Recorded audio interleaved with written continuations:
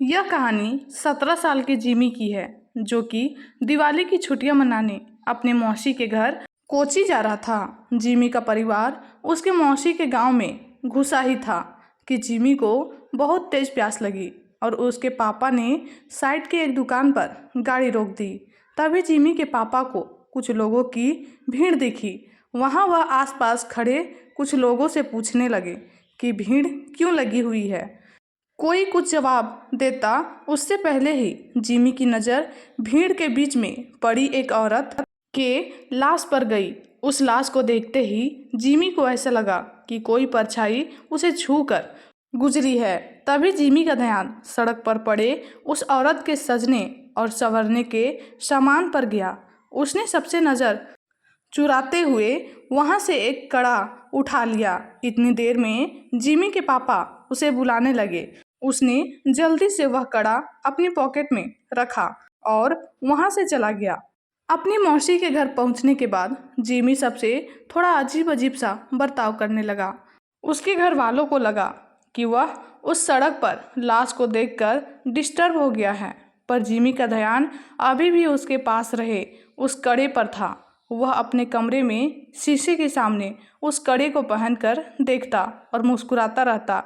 एक दिन जब जिमी अपने कमरे में उस कड़े को पहन खड़ा था तो उसका मन किया कि वह पूरी तरह लड़की बन जाए।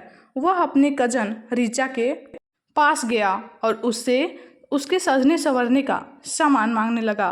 फिर जिमी अपनी मौसी के कमरे में गया और वहां से उनकी साड़ी और लिपस्टिक उठाकर ले आया।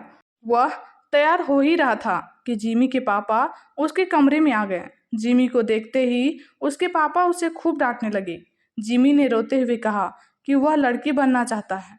यह सुनकर उसके पापा बेहद गुस्सा में आ गए और उसे बुरी तरह पीटने लगे और उसका कमरा बाहर से बंद करके चले गए। जिमी अपने कमरे में बैठकर जोर जोर से रोने लगा कि तभी अचानक उसे दीवार पर लड़की की एक परछाई नजर आई और धीरे धीरे वह परछाई उसकी तरफ आने लगी। जिमी वह परछाई देखकर थोड़ा घबरा गया और कमरे का दरवाज़ा जोर जोर से पीटने लगा, पर किसी ने दरवाज़ा नहीं खोला। उसने मुड़कर देखा तो वहाँ कोई नहीं था।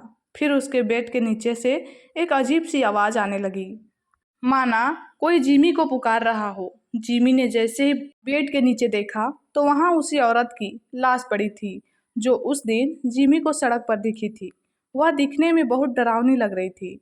वह औरत उसकी ओर रेंगती हुई आई और जिमी में समा गई। जिमी वहीं बेहोश हो गया।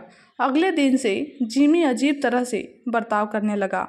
वह अपनी मौसी की साड़ी पहनने लगता, लड़कियों की तरह सजता और संवरता और सबसे बोलता कि अब से उसका नाम लक्ष्मी है। कभी कभी वह जोर जोर से चिल्लाता और सारा घर सर पर उठा लेता, तो कभी किसी कोने में दुबक कर बैठ जाता और डरा डरा सा सहमा हुआ रोता रहता। एक दिन रोते रोते उसने अपने माँ से कहा कि वह लक्ष्मी है और उसे हर जगह शैतान नजर आते हैं और वे उसे आकर मार देंगे।